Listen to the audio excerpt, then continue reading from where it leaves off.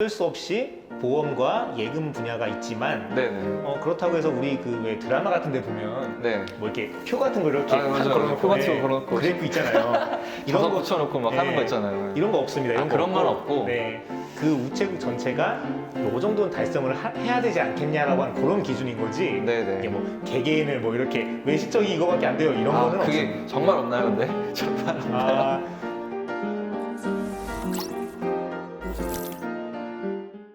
선배와의 대화를 한번 진행해 보도록 하겠습니다. 네, 일단 간단하게 자기소개 한번 부탁드릴게요. 네. 안녕하세요. 저는 현재 우정공무원 교육원 교육운영과에서 근무하고 있는 이병훈이라고 합니다. 반갑습니다. 반갑습니다. 그 근무하신 근무지가 혹시 어떻게 되실까요? 네, 제가 처음에 발령받은 곳은 네네. 동천안 우체국 소속의 신부동 우체국이라는 곳에서 첫 근무를 했습니다. 하나 좀 궁금한 게 네. 이제 처음에 동천안에 있는 신부동 우체국에 발령 받으셨다고 하셨잖아요. 네네. 제가 알기로는 계리직 시험 선발하는 게 지방청별로 예를 네. 들어서 충청청이라든지 뭐 서울청이라든지 예. 이렇게 선발을 하는 걸로 알고 있는데 질문이 들어온 것 중에 하나가 처음 발령을 무슨 기준으로 받는지 이거에 대한 질문이 들어왔습니다. 네. 제가 생각하기엔 혹시 뭐 성적순이나 그런 게 좀 작용이 되는 건지 예, 어떻게 처음 발령 받나요? 네, 처음에 이제 우정공무원 교육원에서 교육을 받고요. 네네. 교육 이제 마지막 주차가 되면 1지망부터 3지망까지 이렇게 지역을 쓰게 됩니다. 거기서 이제 일단은 첫 번째는 가장 중요한 거는 이제 네. 집에서 가까운 곳을 가급적이면 발령을 내주려고 하는 거고, 그리고 두 번째로는 부득이하게 이렇게 겹치는 경우가 있지 않습니까? 아무래도 좀 이제 도시 지역이 좀 인기가 많겠죠. 예. 보통 그런 경우가 생기면 네네. 부득이하게 이제 성적순으로 성적이 네네. 그때 이제 발휘가 되는 거군요. 그렇습니다. 네. 시험을 잘 봐야 된다, 역시.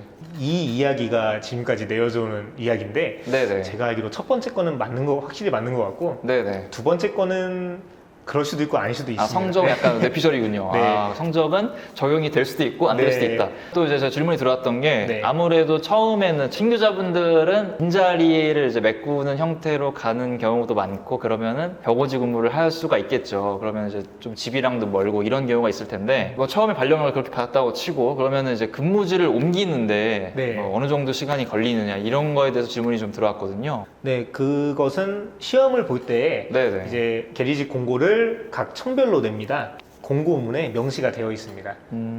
보통 명시가 되어 있고 거기에 따르면 현재는 4년 제한이 있습니다. 4년 제한이라는 게 네. 청과 청 사이를 이제 옮기는 거에 대한 걸 말씀하신 거군요. 맞습니다. 예를 들어서 네. 서울 사람이 어디 충청도에 시험을 봐서 붙었는데 서울로 다시 가려면 4년을 기다려야 된다 이 말씀이시군요. 네, 맞습니다. 그렇군요.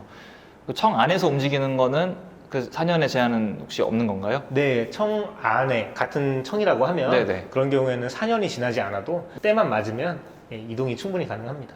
자리가 있으면 갈 수가 있는데 네, 네. 근데 아무래도 그런 그 연고지 근무 신청하는 것도 사실 좀 인기 있는 데는 좀 굉장히 순번이 밀려 있고 그런 경우가 이제 제가 봤을 때 빈번하거든요. 네. 그러면은 좀 오래 걸릴 수도 있다. 예. 예, 그렇게 볼 수가 있을 것 같습니다. 처음 발령 맞았을 때가 저도 굉장히 떨렸거든요. 예. 그래서 지금 이제 질문 주신 분들도 내가 지금 처음 이 조직에 들어오는 거니까 사실 잘 적응을 할 수 있을까? 첫 발령일에 어떻게 보여야 될까? 이런 거에 대해서 좀 고민을 많이 하고 계시는 것 같은데 어떠셨어요? 첫 발령일에? 굉장히 무서웠어요. 무서우셨어요? 네, 정말 무서웠고 가자마자 이제 국장님이 네네. 일단 환영을 해주시고 그쵸. 신규직 예. 왔으니까 환영은 하고, 예. 네, 정말 근데 그 환영이 그냥 하는 환영이 아니고 네. 정말 진심에서 우러나온 환영이더라고요. 알고 보니까. 진심에서 우러나온 환영을 해줬어요? 바쁜데 사람이 없었다는 거죠. 그렇죠. 인력이 충원됨에 대한 그런 진심 어린 그럼 일을 바로 배우신 건가요? 아까 말씀드린 환영을 해주시고 네네. 바로 앉으라고 하시더라고요. 바로 그냥 일을 그냥 다이렉트로 하신 거네요. 그랬죠. 네. 그래요. 이게 저도 그랬지만 네. 그런 경우가 많죠. 사실 배우면서 하는 겁니다. 다 하죠. 예. 그게 가장 확실하죠. 첫날부터 바로 그냥 앉으셔가지고 예. 우편창고 업무를 하신 거고. 네. 그 다음 근무지는 혹시 또 어디신가요? 네. 그 다음에 제가 동천안 우체국의 소포 영업과. 소포 영업과라고 하면은 기업 택배 같은 거 네. 그런 걸 이제 취급하시는 일 하셨는데 정확하게 어떤 일을 하셨습니까? 예, 저는 거기서 계약이 돼 있는 네네. 계약 택배들을 이제 접수하고 또 이제 그거 관련해서 서무 업무를 담당했습니다. 택배를 많이 보내는 네. 다량 보내는 그런 기업들을 관리하고 네. 그걸 물건을 접수를 받으시고 이런 일을 하셨군요. 네. 그럼 사실 그 일은 어떻게 보면은 창구 일하고는 좀 동떨어진 그런 느낌이네요. 인바운드 되어 있는 그런 계약 고객들을 네. 상대를 하는 부분이고, 계리직 공무원이라고 하면은 대부분은 이제 우체국의 그 창구, 우편 네. 창구, 금융 창구에서 근무를 많이 하시는 걸로 아는데, 네. 주무관님이 지금 소포실에서 근무를 하신 것처럼 창구 업무 이외의 일도 많이 하시나 봅니다. 그런 경우가 많이 있습니다. 보통 이제 말씀하신 대로 계리직의 주 근무지는 창구가 맞아요.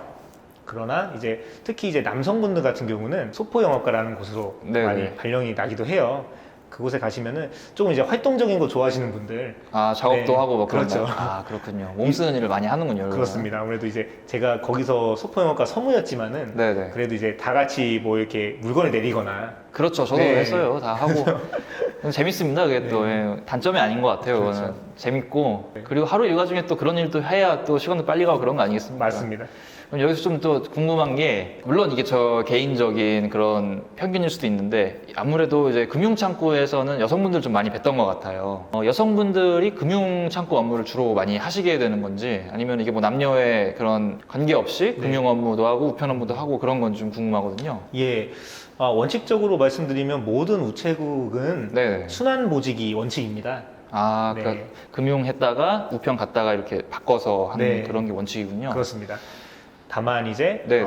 각 우체국마다 이제 특히 이제 보험 쪽에 좀 이렇게 특화되신 직원분들이 계세요. 아무래도 좀 전문적인 부분이다 보니까. 그렇죠. 아, 경력도 좀 되시고 이런 분들 중에 계리직에서 그런 분들 중에 대부분 여자분들이 많으시기 때문에 네네. 네, 그래서 아마 이제 금융창구에 이제 여자 직원분들을 많이 보셨을 것 같아요. 그러면은 생각하시기에는 사실 좀 민감한 질문일 수도 있겠는데, 네. 우편 업무는 좀 이게 몸 쓰는 부분도 있고 예. 무거운 물건을 좀 들어야 되는 부분도 있고, 근데 금융 창구를 좀 더 선호하는 그런 느낌을 좀 받았거든요. 개인적인 제 생각으로. 혹시 네. 그거에 대해서 어떻게 계리직 분들의 생각은 어떠신지? 이거는 좀 약간 이렇게 개개인의 성향마다 좀 다를 수는 있을 것 그렇죠. 같아요. 예, 성향마다 네. 다를 수 있죠. 근데 말씀하신 대로 아마 금융창구를 선호하는 분들이 많은 이유는 예를 들어서 네네. 보험을 하나를 하면 이제 수당이 들어오잖아요. 아, 그렇죠. 네. 거기는 이제 그런 게 수당이 있으니까 네네네. 근무를 하면서도 어떤 가외적으로 수당을 받을 수가 있는 거군요. 네, 그렇죠. 그러면은 수당이 어떻게 좀 짭짤한 편인가요, 이게? 보험을 팔면? 보험 수당이 이게 작은 것도 있고 큰 것도 네네. 있는데 예전에 비하면 물론 많이 줄어들었다고는 하지만 네네. 그래도 쏠쏠하다고 저는 알고 쏠쏠하다고. 있습니다. 네. 그러면 어떤 보험 영업을 하면서 그거에 대한 수당도 받을 수가 있고 네. 굉장히 좋은 직장인데, 근데 반대로 생각하면 네네. 이거에 대해서 좀 부담을 가질 수가 있는 게 영업이나 이런 거에 대해서 좀 부담스러워 하시는 분들도 있잖아요. 아, 그렇죠. 그러면은 사업을 하는 부분이기 때문에 실적에 대한 압박이 혹시 있을까봐 이거에 대해서 좀 부담스러워 하시는 분들도 있거든요. 네네. 실적에 대한 압박, 예를 들어서 우편이면은 뭐 우편 매출액이라든지 네네. 보험이라면은 그런 이제 보험 실적에 대한 압박이 있다든지 이런 부분이 혹시 있을까요? 그 부분은 보험 관련해서는 사실 없다고는 못할 것 같고요. 아, 실적에 네. 대한 어느 정도 그렇죠. 해야 되는 게 있다. 네. 아, 그렇군요. 그렇죠. 물론 예금도 마찬가지입니다. 예금도 이제 수신고라고 해서 우리 국에 유지가 되어 예, 있느냐. 그렇죠. 아, 그렇구나. 물론 이제 없다고는 못하겠지만 과거와 비교하자면 네네. 불과 이게 오래된 게 아닙니다. 불과 제가 이제 9년 됐으니까 저 처음 들어왔을 때만 해도 네네. 우편 쪽도 실적이 있었어요. 우편 쪽도요. 네. 우체국 쇼핑이나 뭐 이런 거 말씀하신 거죠? 쇼핑이 있었죠. 네. 아, 우체국 쇼핑을 뭐 몇 건 해야 된다. 네네. 사실 이게 정말 고객분들을 잘 유치해서 네네. 그런 실적을 하면 좋은데 그렇지 못하는 케이스도 생기잖아요. 그렇죠. 그러면은 이게 사비로 네. 뭐 쇼핑 물건을 산다든지 네네. 보험을 든다든지 이런 문화도 사실 옛날에는 있었다는 거잖아요. 그죠?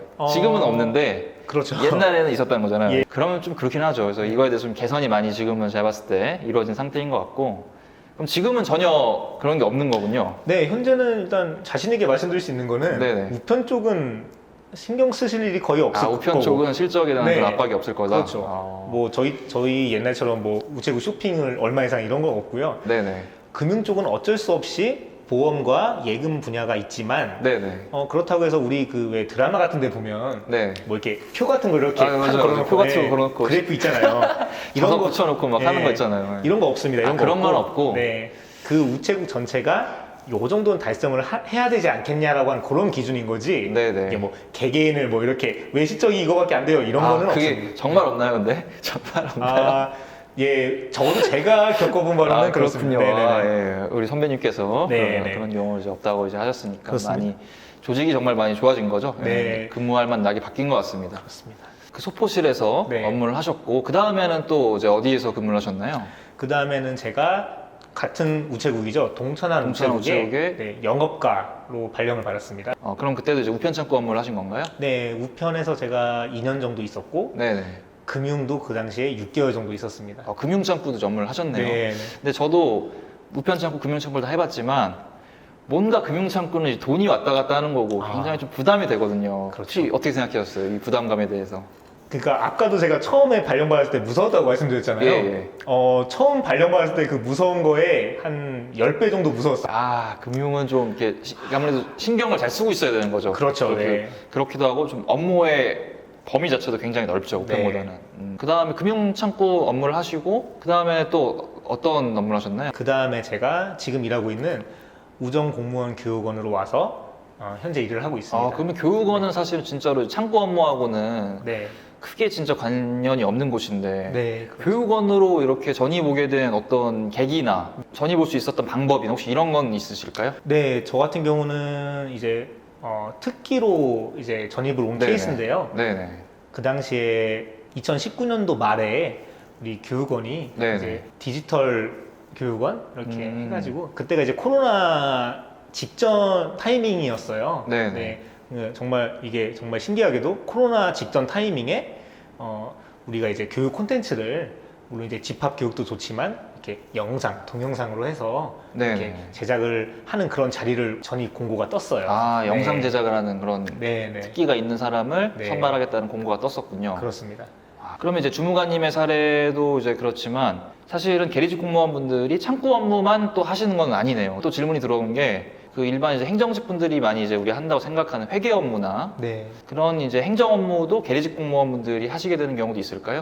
네, 물론 있습니다. 보통은 이제 말씀하신 대로 이제 네네. 행정직으로 오신 분들이 이제 주로 서무 그리고 관내국의 경우는 차석 자리를 일을 하시고요. 간혹 가다가 관내국을 예로 들게요. 네네. 그냥 조그만 관내국을 예로 들면은 국장님이 계시고 그리고 이제 차석이 원래 행정직 주임이 있어야 되는데 예. 네, 행정직이 없고 계리직끼리만 있는 그런 우체국이 있어요. 국장님만 행정직이고 네네. 계리직 분들만 같이 계시는 그런 네. 우체국이 있군요. 예. 이런 케이스가 제 주변 계리직 동료들 중에 세 분을 본 것 같아요. 네네. 세 분 정도. 그래서 그럴 경우에 차석 업무를 수행을 하고 차석이라고 하면은 뭐 이제 서무도 볼 것이고요. 질문하신 뭐 회계 업무, 그렇죠. 네. 어느 정도 행정 업무를 이제 같이 보는 거죠. 네. 그래도 기본적으로 이제 계리직 분들 같은 경우에는 창구 업무를 주로 많이 하시잖아요. 네. 그래서 이제 많은 분들이 생각하시는 게 행정직 같은 경우에는 어느 정도 직급이 올라가면 관리자로 이제 빠지는 경우도 있고 2선 근무, 3선 근무를 하기 때문에 어느 정도 좀 부담이 되는 업무는 좀 벗어난다. 그래서 같은 60살 정년이지만 행정직 분들은 정년까지 이제 수월하게 가는 반면에 계리직 분들은 직급이 올라가도 계속 창구 업무를 많이 하시고 이러다 보니까 조금 무리가 되어서 정년까지 근무를 잘 못한다 이런 생각을 많이 갖고 계시거든요. 네. 그래서 질문이 들어온 게 주변에 보시면 정년까지 근무를 할 만한지 네. 궁금하신 분들이 계셨어요. 어, 어떻게 생각하시나요? 실제로 이런 얘기를 저도 많이 들었어요. 그랬지만은 생각보다 정년까지 근무하시는 분들이 꽤 많습니다. 정년까지 하시는 분이 많아요. 정말 많고 그리고 명퇴를 하시는 분들도 물론 계시지만은 네네. 그런 분들도 대부분은 뭐 정년을 거의 앞두시고 네 그런 분들이 많기 때문에 이렇게 질문하신 분들이 걱정했던 것보다는 그래도 정년까지 가는 비율이 많다. 네. 그렇군요. 네. 그런 질문도 있었거든요. 워라벨이 어떻냐 네. 이런 질문이 들어왔는데 제가 생각했을 때도 창구 근무를 하면은 우체국이 마감을 한 다음에는 네. 거기서 퇴근을 바로 할 수가 있고 출퇴근 시간에 대해서는 굉장히 잘 지켜져 있다는 느낌을 많이 받았거든요. 그거에 대해서 혹시 어떻게 생각하시나요? 예, 맞습니다. 계리직의 장점이라고 볼 수 있을 것 같은데요. 네네. 그냥 우체국 이렇게 문을 내리는 순간 네네. 마감만 하면 끝납니다. 그렇습니다. 네. 워라벨이 최고입니다, 사실은. 그렇죠. 네. 웰빙이 최고예요. 네. 요즘은. 계리직의 어떻게 보면 최대 장점이라고 할 수가 있을까요? 네, 물론입니다. 워라벨이 계리직의 최대 장점이다. 그렇습니다. 이렇게 말씀해 주셨고 네. 이 영상을 보고 계실 네. 올해 2021년에 계리직 신규로 들어오실 그 후배님들이 불안한 마음을 갖고 계실 수도 있는데 네. 혹시 우리 후배님들을 위해서 그래도 한마디 해주신다면 마지막으로 어떤 말씀을 해주시겠어요?